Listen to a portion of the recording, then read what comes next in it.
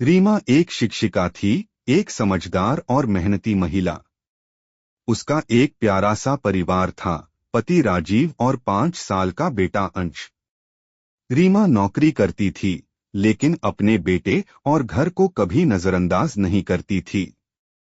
सब कुछ बहुत अच्छा चल रहा था, लेकिन किस्मत को कुछ और ही मंजूर था।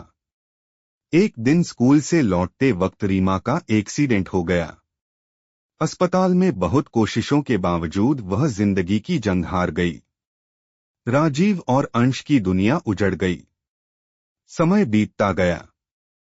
1 साल बाद समाज और रिश्तेदारों के दबाव में आकर राजीव ने दूसरी शादी कर ली। उसकी नई पत्नी का नाम था कविता।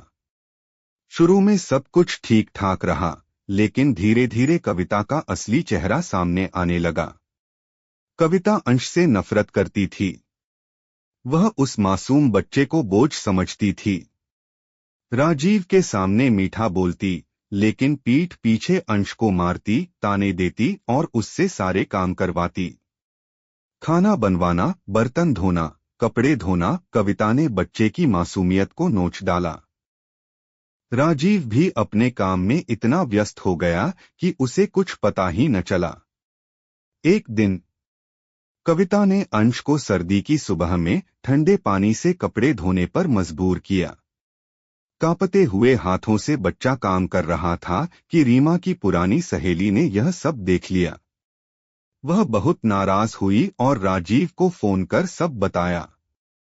राजीव पहले तो चौंका, फिर उसने सीसीटीवी कैमरे लगवाए।